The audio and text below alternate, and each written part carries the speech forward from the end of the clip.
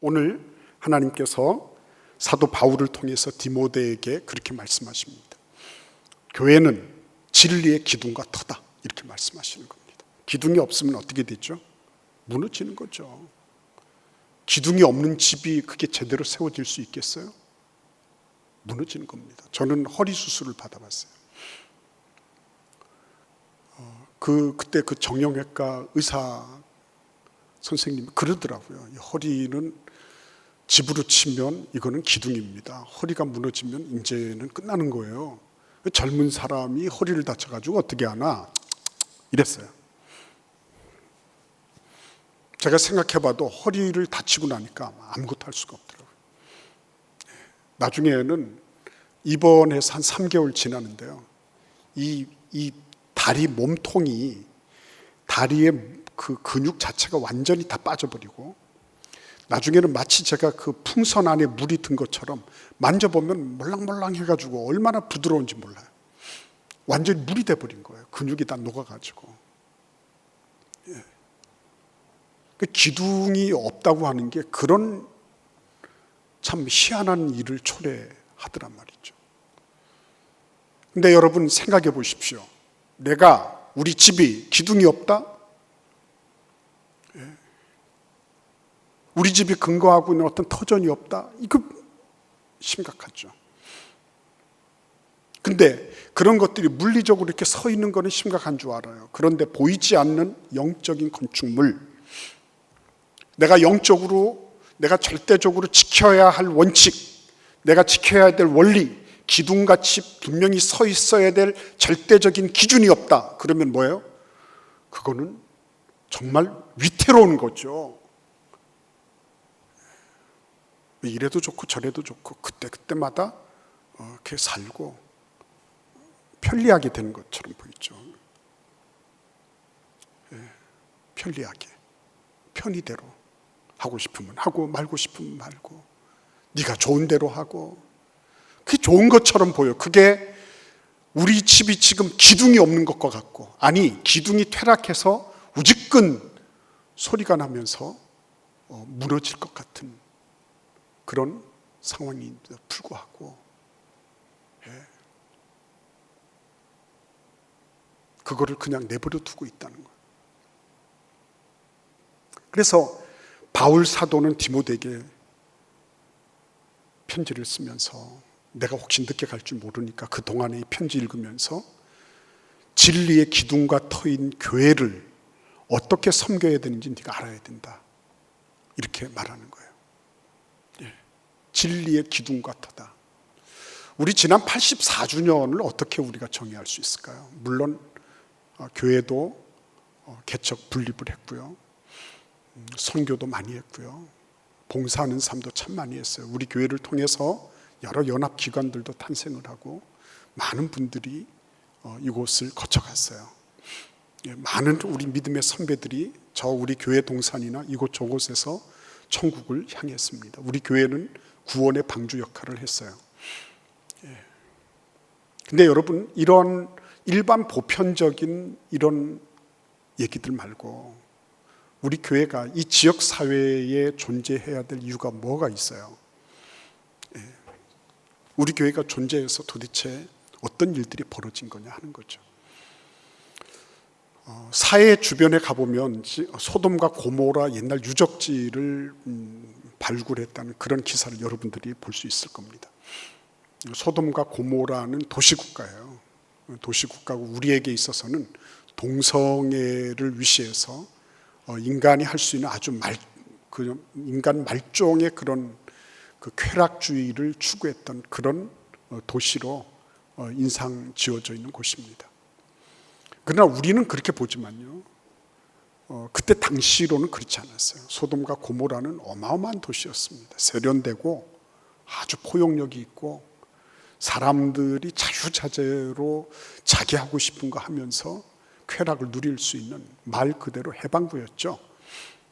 어마어마하게 화려하고 세련되고 포용력 있고, 그러니까 요즘에 사람들이 하는 게 뭐예요? 그런 거 아니겠습니까? 너희들이 진짜 인간다우면, 너희들이 진짜 문화인이고 문명인이면, 그러면 이런 저런 것에 대해서 다 문호를 개방해 놓고 다 포용해야 된다고 얘기하는 거예요.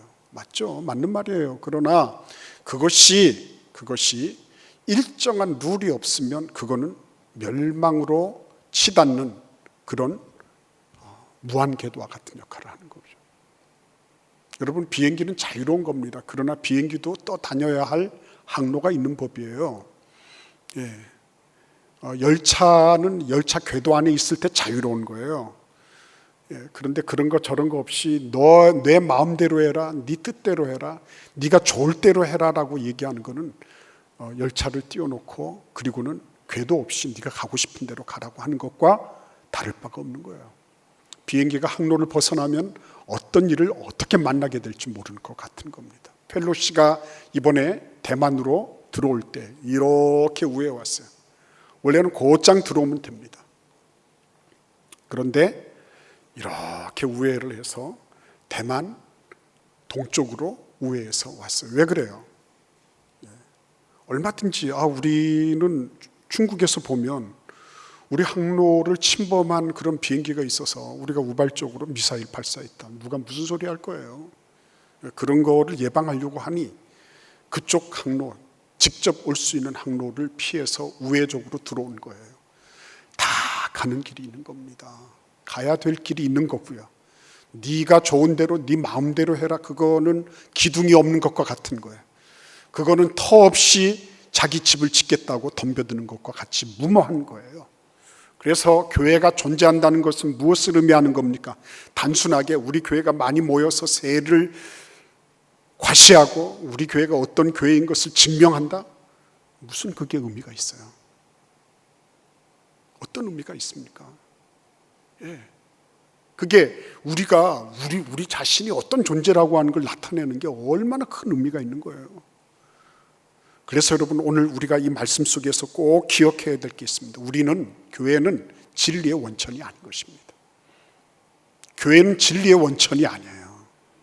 착각하면 안 됩니다. 우리가 마치 무슨 진리를 생산해내거나 진리의 무엇이나 되는 것처럼 이렇게 교만하게 판단하고 생각하면 안 돼요. 교회는 진리를 받아서 예수 그리스도, 진리이신 예수 그리스도를 받아서 그 진리를 지탱하고 그 진리가 제대로 운용될 수 있도록 떠받치는 역할을 하는 곳이 교회예요. 내가 마치 진리에 무엇이나 되는 것처럼 그렇게 함부로 말하고 생각하고 그것을 내가 조작하고 내가 의도하는 대로 돼야지 그게 진리라고 생각한다면 그거는 대단히 교만한 거예요. 교만은 약이 없는 겁니다. 들리지도 않을 뿐더러. 교회는 진리의 기둥과 터이지 진리의 원천이 아니라는 것을 분명히 알아야 되는 것입니다. 그래서 여러분, 교회는 그러면 어떤 곳인가? 진리의 기둥과 터인 교회는 무엇을 지향하는가 하는 것입니다. 오늘 이 디모데 전서 3장 13절 말씀 그리고 14절 말씀 우리 같이 한번 읽어보도록 하겠습니다. 3장 14, 15절입니다. 미안합니다. 내가 속히 내게 가기를 바라나 이것을 내게 쓰는 것은 만일 내가 지체하면 너로 하여금 하나님의 집에서 어떻게 행해야 할지를 알게 하려 함이니 이 집은 살아계신 하나님의 교회요 진리의 기둥과 터니라. 살아계신 하나님을 만나는 곳입니다. 교회는 살아계신 하나님을 만나는 곳이에요. 교회는 다른 말로 말씀드리면 영적 경험과 체험을 하는 곳이에요. 그러면 영적 경험과 체험을 어떻게 할까요? 어떤 사람들이 영적 경험과 체험을 하죠? 맞죠? 영적인 원리에 합당하면 체험하는 거예요.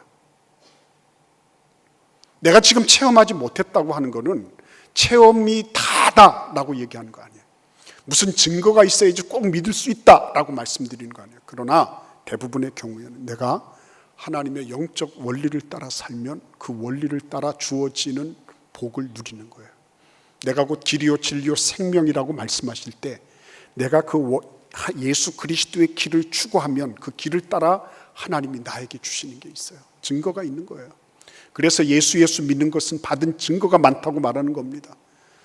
우리 집안이 얼마나 몇십 년 동안, 몇백 년 동안 예수를 믿었는지 몰라요. 그러나 내가 그 원리를 따라 살아가기 시작하면 그 원리를 따라 나타나는, 예수 그리스도의 길을 따라 나타나는 분명한 증거와 확증이 생기는 거예요. 여러분, 그것이 인간적으로 볼 때 반드시 성공적이라고 해서 그게 좋은 게 아니에요.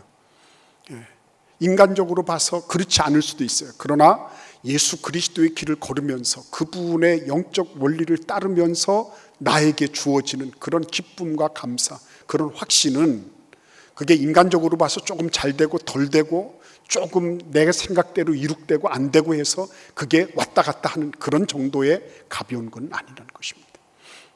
내가 예수 그리스도를 믿으면, 그리고 그 믿음을 따라 내가 하나하나 그 원리를 따라 행하기 시작하면 뭐예요? 원리를 발견하게 되고 그 원리의 유익성을 알게 되고 그 원리를 활용할 줄 알게 돼요. 그게 자꾸만 그게 증폭되어 가는 거예요. 내가 예수를 믿은 지 오래됐지만 내 신앙이 별로 그렇게 많이 자라는 것 같지 않습니다. 그분들의 공통적인 게 뭔지 아십니까? 내가 그 원리를 따라 살아보지 않은 거예요. 살더라도 그걸 지속해보지 못한 거예요. 나 목사님, 나는 성경 공부도 해보고 난 기도도 해봤는데 특별한 게 없어요. 계속 해보십시오. 살아계신 하나님의 집입니다. 이곳은 하나님의 집입니다. 하나님께서 우리들 안에 집을 지으시고 우리 마음 중심에 집을 지으시고 우리들 다 함께 교회로 모으신 겁니다. 그래서 우리가 하나님의 살아계신 집들이 함께 모일 때 그때 무슨 일이 일어나는 거예요? 하나님이 살아계심이 더 확장되고 더 분명하고 더 아주 거시적으로 보이기 시작하는 거예요. 나에게 있어서는 나만큼의 어떤 하나님이 보여요. 그런데 우리가 함께 모이면서, 교회로 함께 모이면서 그 하나님의 모습들이 점점 더 확장되고 점점 더 분명해지고 점점 더 내가 보지 못했던 하나님까지 볼 수 있게 되는 거예요. 그래서 말씀 묵상을 나누는 것이고 우리가 하고 있는 일들을 서로 나누는 이유는 거기에 있는 거예요. 하나님의 말씀 경험합니다. 그뿐만 아니에요. 진리의 기둥과 터라 그랬어요. 이 진리의 기둥과 터라고 하는 말씀은 다른 말로 뭐라고 말할 수 있죠? 원리라고 얘기를 하는 거예요. 이 원리라고 하는 얘기는 뭡니까? 결국은 이거는 모든 사람에게 보편적으로 본질적으로 적용된다는 얘기예요. 어떤 한두 사람에게만 적용되는 게 아니라 모든 사람에게 적용되는 거라는 거죠. 모든 사람에게. 그러니까 우리가 예수 그리스도, 저기 여기나 이런 데 가면은 막 이렇게 예수 천당 불신족 외치는 분도 계시고 막 이렇게 뭐 스피커 틀어놓고 전도하는 분들 계세요. 근데 그런 거를 듣고서 예수 믿는 분도 계세요. 그렇지만 대부분의 경우에는 그런 것에 대해서 어떤 분들은 꼭 절해야 되나 이렇게 의문을 가지는 분들도 있어요. 근데 여러분, 의문을 가지든지 그런 거에 대해서 찬사를 보내든지 간에 관계없이 중요한 건 뭡니까? 그걸 듣는 사람들이 뭘 하는 거예요? 내가 그걸 안 받아들인다고 마음을 먹고 작정하는 거죠. 그러니까 복음 자체는 구원을 주시는 하나님의 능력입니다. 그런데 복음 자체가 들어가려고 하면 뭐가 필요한 거예요? 복음으로만 그게 딱 들어가면 참 좋겠는데 그렇지 않은 거예요. 이 세상의 문화는 너무나 강력한 것입니다. 이 세상에 우리 아이들에 대해서 여러분들이 지금 교회 잘 다니고 있으니까 괜찮겠다 생각하시면 오산입니다. 우리 아이들은 교회에 오는 시간이나 영적인 영향력을 받는 시간 몇 배 아니면 수배 정도 더 많은 그런 세상의 영향을 받고 있다는 걸 아셔야 돼요. 걔네들한테는 뭐가 지금 더 씌워져 있는 겁니까? 세속 문화가 더 씌워져 있는 거예요. 그래서 여러분, 복음도 문화를 이길 수 있는 거는 문화밖에 없는 거거든요. 문화를 이길 수 있는 건 문화밖에 없어요. 문화라는 게 뭡니까? 우리가 먹고 살고 행하는 모든 것, 특징적인 거, 그 공동체가 가지고 있는 아주 특이하면서 반복적인 습관들, 이런 게 문화란 말이에요. 근데 우리 아이들은 이 세상의 문화에 반복적이고 그리고 지속적으로 노출되어 왔어요. 그래서 세상 문화가 훨씬 더 가까워요, 얘네들한테는. 그래서 우리가 그것을 이길 수 있는 방법은 뭐냐? 교회 데려다 놓고 막 안수하고 안찰하면서 막 기도하고 방언으로 막 하면 얘네들이 믿음이 쏙쏙 들어오겠는가? 저는 청년 회장이라 그러면서 예수 안 믿고 이러는 사람들 여러 명 만났어요. 자기가 청년 시절에 뭐를 했고 그런데 지금은 교회 안 다닌다고. 그 사람들이 뭐 그런 걸 안 해봐서 그랬을까요? 다 했을 거예요. 문제는 뭐가 있는 겁니까? 문화화되지 못하는 거죠. 그거를 지속해서 내 삶 속에 영적으로 반복하고 그것이 나의 습관이 되고 나의 체질이 되고 나의 인격이 되도록 하는 문화에 그들이 농익지 못한 거예요. 그러니까 교회 오면은 교회 사람 되고 세상 가면 세상 사람이 되고.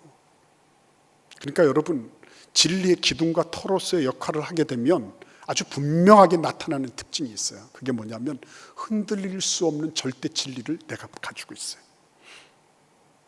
안식일을 지킨다. 주께서 부활하신 그 다음 날 모든 제자들이 함께 모여서 예수님을 배웠던 것처럼 안식일을 지킨다. 이거는 나의 능력, 나의 어떤 바램, 내가 뭐 원하건 원치 않건 이거는 하나님이 복 주시기로 약속하신 영적 원리예요.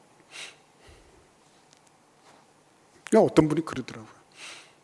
조금 몸이 안 좋은데 학원은 가라 그러는데 엄마가 조금 몸이 안 좋은데 교회는 가지 마라. 오늘 좀 쉬어라.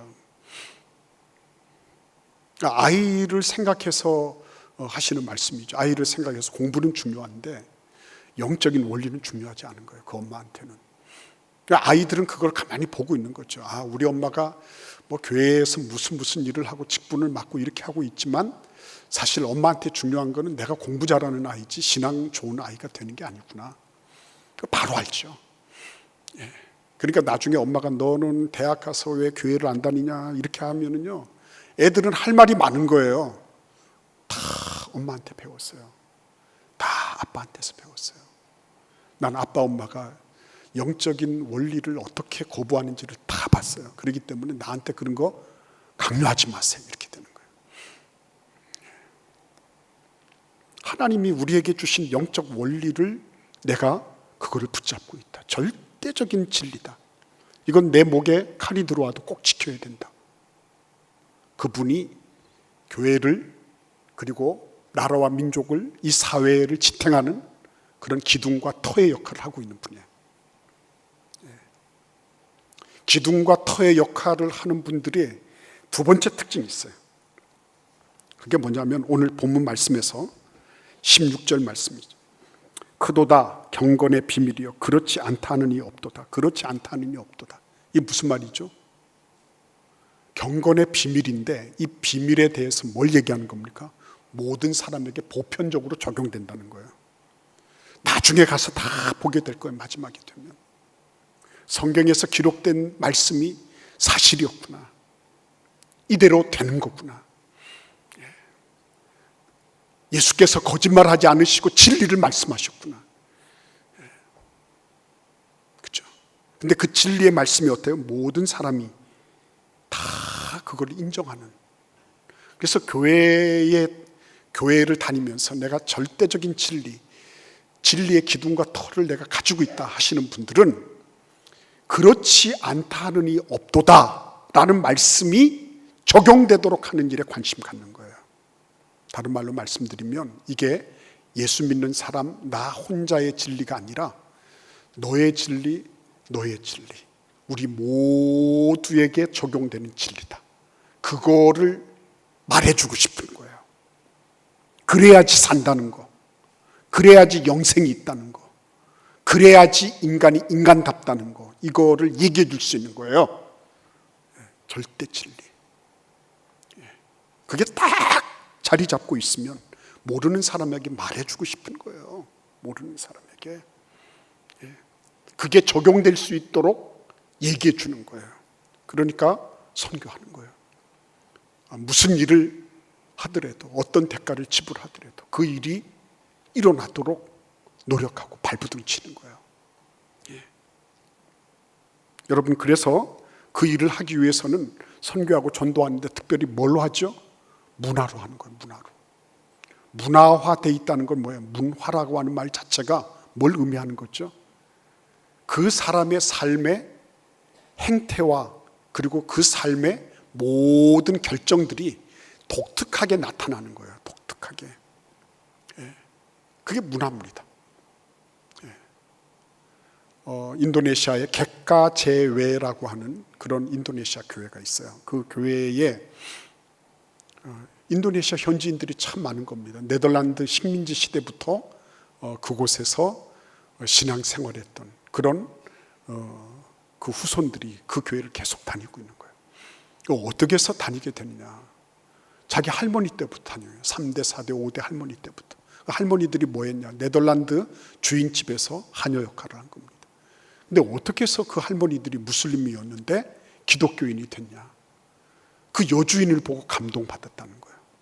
네덜란드 예수 그리스도를 신실하게 믿는 네덜란드 여주인이 그 하녀들을 인격적으로 대접하고 그들을 참 가엾게 여기고 긍휼히 여기고 그리고 그들을 향해서 참 인간적인 대접을 한 거예요. 그런 모습을 보면서 자기들이 무슬림, 이슬람 아래서 자기들이 겪는 그 여성 비하, 그런 어떤 비인격적인 그런 것들과 대조를 해보는 거죠. 그러니까 그들을 인도하는 것은 예수 잘 믿는 그리스도 중심에 있는 여주인이 가지고 있는 인격적인 문화에 감화받은 거예요. 그래서 예수 믿게 된 거다. 그리고 그 믿음을 그 다음 세대 계속 연결을 해줘서 결국은 우리 가문 모두가 다 지금은 예수 믿는 사람이 됐습니다. 2억 7천만 인구 가운데 예수 믿는 사람이 약 10%, 15% 정도 된다 그러면 우리나라 인구만큼 되는 거예요. 그 정도 되면 얼마나 많은 숫자인지 몰라요. 그런 사람들이 인도네시아에 있는 이유는 그들이 막 복음 전도를 열심히 잘하고 퍼포먼스를 잘하고 이래서 그런 게 아니라 누군가가 예수 그리스도 중심에 모시고 그런 삶을, 그런 문화를 형성해 나가기 때문이라는 거예요. 마지막으로 진리의 기둥과 터를 가지고 있는 사람들이 특징적으로 나타내는 게 뭐냐면 16절 하반절 말씀이에요. 중반 이후에 보시면 그는 하면서 예수 그리스도를 말하고 있어요. 육신으로 나타난 바 되시고 영으로 의롭다 하심을 받으시고 천사들에게 보이시고 만국에서 전파되시고 세상에서 믿음 바 되시고 영광 가운데 올려지셨느니라. 무슨 말씀하는 겁니까? 예수 그리스도를 중심에 모시는 거예요. 그분을 딱 보면 저분은 예수 중심으로 살고자 하는 분이구나. 저분의 말과 생각과 행동하는 것이 예수님이 중심에 딱 계시구나. 그게 딱 와 있는 거예요. 와 닿는 겁니다. 오늘 우리는 84주년을 맞이했습니다. 우리 교회는 지난 84년 동안 많은 일을 했어요. 그러나 가장 중요한 일, 진리의 기둥과 터로서의 역할을 감당하는 거였습니다. 그게 우리 자신을 지키고 우리의 가정을 지키고 우리 이 대한민국이라고 하는 사회를 지키는 기둥의 역할, 그리고 그 기초의 역할을 감당한 거예요.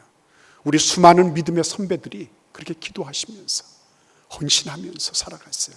우리는 그분들의 이름을 잘 몰라요. 그분들이 무슨 일을 어떻게 하셨는지 잘 몰라요. 그러나 확실한 거, 천국 가면 다 알게 될 거예요. 천국 가면. 오늘 우리는 이 땅에 살면서 천국을 바라봅니다. 이 땅에 살면서 영원하신 진리이신 예수 그리스도를 바라봅니다. 그분 예수님이 우리 안에 계셔서 우리 안에서 일하시도록. 그래서 내가 세상에 나가건 집에 있건 교회에 있건 예수님 중심 되셔서 하시는 그 일들이 나타나기 시작한다면 그분은 지금 나라와 민족과 이 세상을 지탱하고 있는 기둥의 역할을 하고 있는 것입니다. 그런 은혜와 축복이 있는 그런 생이 되시기를 간절히 기원합니다.